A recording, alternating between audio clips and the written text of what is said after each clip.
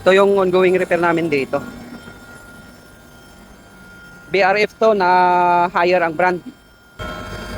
Ito yung model. Yan. AV16. Yung 16 na yan, ibig sabihin yan yung horsepower. Kung ilang horsepower. Yan yung 16. Ito yung master. Yan yung master. Tapos titignan natin kung ilan yung gumagana na indoor. So dito lang yun sa tatlo na ito. Makikita, malalaman natin kung ilan yung indoor. Ito. So, for ayan. 9 unit na indoor ang gumagana ngayon. Dito sa tatlong outdoor na ito. Yan lahat yung indoor niya. Siyam. So lahat gumagana. Ang ginawa namin dito ka Gencon, ito nagpalit kami ng board. Tapos mga sensor. Tapos nag-charge kami ng refrigerant. Yan, nagpalit din kami ng board dito. Naging challenge lang sa amin dito ka Gencon tong mga board na ito. Ito yung pinalitan namin dahil itong unit na ito phase out na. Wala nang mabili dito sa Pilipinas. Kaya sa China pa kami kumuha nito ka Gencon.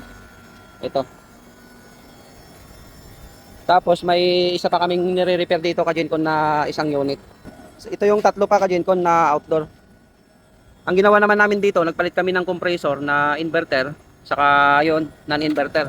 Yan pinalitan namin. Tapos nagpalit din kami dito ng board ka Gencon, ayan oh.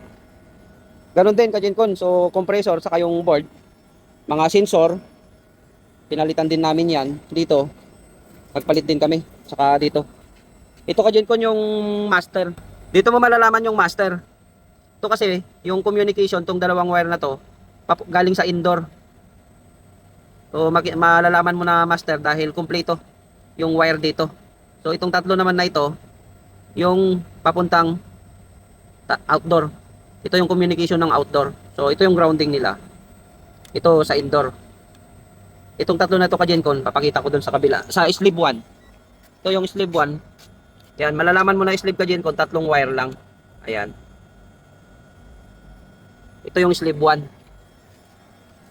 Tapos ito yung sleeve 2. Yan, tignan mo, tatlong wire lang din. Ito yung papunta sa mga outdoor. Kasi tatlo tong outdoor na ito. Kaya walang makikita dito ka Gencon na wire yung galing sa indoor. So ito yung sleeve 2. Okay na to ka Gencon. Gumagana na lahat ito, pati yung nandun sa kabila. Okay, thank you ka Gencon.